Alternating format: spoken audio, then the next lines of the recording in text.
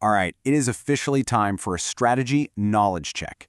We've covered a ton of ground in this explainer, diving into everything from massive corporate decision-making to the nuts and bolts of competitive advantage. So let's do a quick recap and put your retention to the test. Keep a mental tally of your score as we go, no cheating.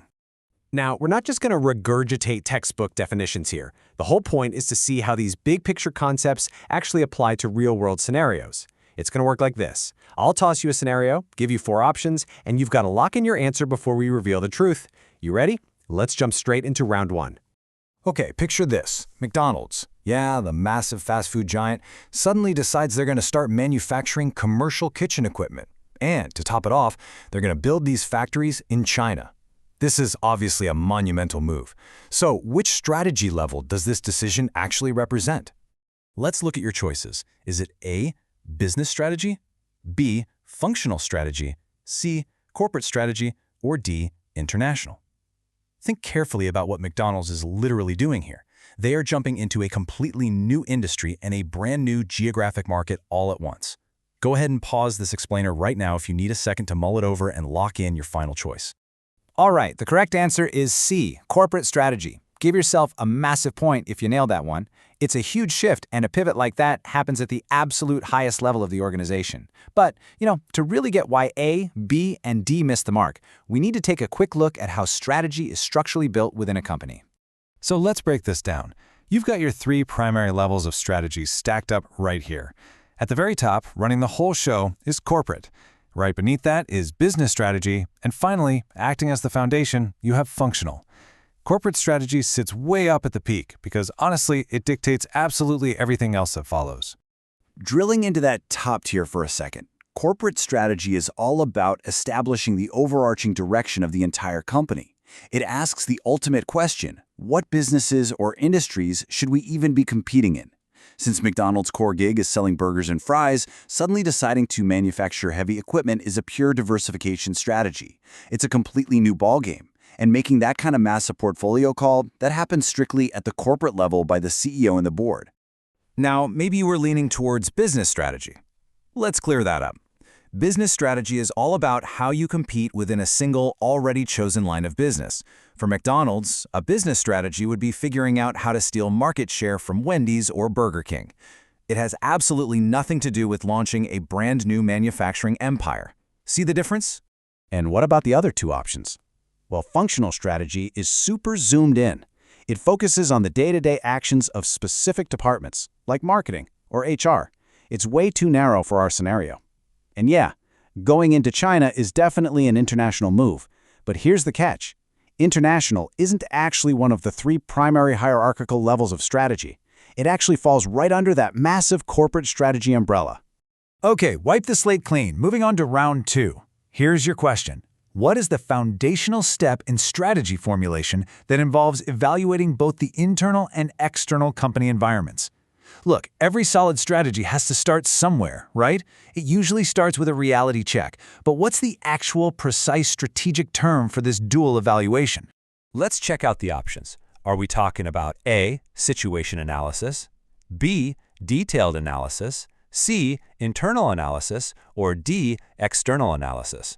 Read those carefully.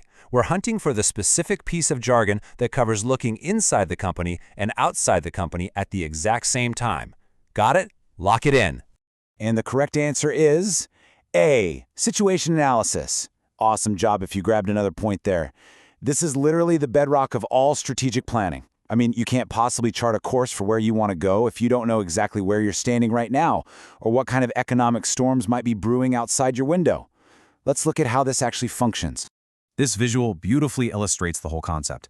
Notice how a situation analysis forces you to evaluate both spheres at once, the external environment on one side and the internal environment on the other. It's a balancing act.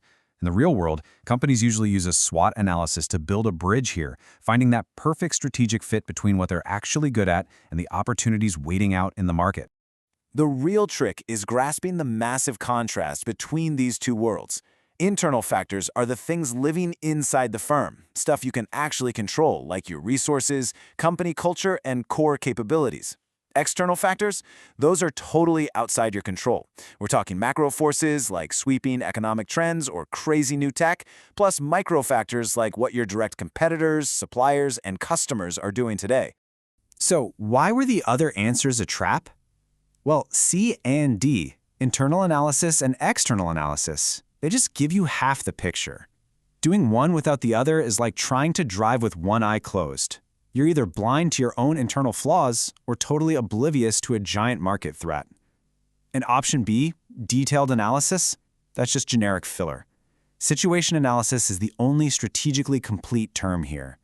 All right, final round, round 3. We are shifting gears to look at how firms actually secure a long-term, sustainable edge. The question is, what are Michael Porter's 4 generic strategies for competitive advantage? If you've been paying attention to the strategy world, Porter's framework is kind of legendary. So let's see if you remember it. Here are your choices for all the marbles. A, cost, value, broad, narrow. B, strengths, weaknesses, opportunities, threats. C, cost leadership, differentiation, focus differentiation, cost focus. Or D, corporate, business, functional, operational. Take a breath, read them over, and lock in your final answer for this knowledge check. Drumroll, please. The correct answer is C. Cost leadership, differentiation, focus differentiation, and cost focus. Hey, if you went 3 for 3 today, you are absolutely crushing this material. Option B was our good old SWOT analysis, and D was the strategy hierarchy from round 1. But C, that perfectly captures Porter's legendary blueprint for winning. Now, what's super cool is how this framework naturally maps out into this nice, clean little matrix. It essentially weighs the 2 big types of competitive advantage, having the absolute lowest costs versus offering something incredibly unique against the size of your target market. Are you going after a broad mass market or a super narrow niche? Where those things intersect gives us our 4 distinct strategies. Let's look at the top half of that grid for a sec. Cost leadership is all about ruthlessly driving down costs so you can appeal to a massive, broad market. Think of retail giants like Walmart.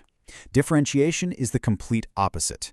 It's about making your product so unique and appealing that people will pay a premium for it, while still targeting a massive audience. Think Apple. Both want everybody's business, but they fight for it in totally different ways. Down at the bottom, we've got the focus strategies. This is where a company looks at the broad market and says, nope, not for us, and deliberately targets a tiny, narrow buyer segment. You can do this with a cost focus, offering rock-bottom prices specifically for that one niche, or a differentiation focus, where you offer something so unbelievably tailored to that specific group's tastes that a big, broad competitor couldn't possibly compete. All right, time to tally up the final score. But honestly, whether you got a 1, a 2, or an absolutely perfect 3, the real win here is locking these concepts into your brain. Just to recap our 3 big takeaways. 1. Corporate strategy decides the industry you play in. 2. A situation analysis is your mandatory first step to check both your internal and external realities.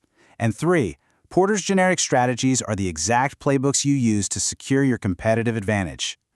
Before we wrap, I want to drop this fantastic quote on you from strategy experts David Collis and Michael Rookstad, straight from our source material. They wrote, "If your firm's strategy can be applied to any other firm, you don't have a very good one." Man, I love that. It perfectly highlights that real strategy isn't about checking boxes on a generic list. It is about making hard, deliberate choices that make you completely, wonderfully different from your rivals. Which brings us right to our final question for you to chew on. We've talked through the high-level theories, the analytical tools, and the competitive frameworks. But let's be real, a strategy is utterly useless if you don't execute it. So, how are you going to take these concepts and carve out your own unique advantage out there in the real world? Think about your own business or career. Are you stuck wandering in the middle? Are you ready to make those hard choices? Thank you so much for joining me on this explainer, and keep thinking strategically.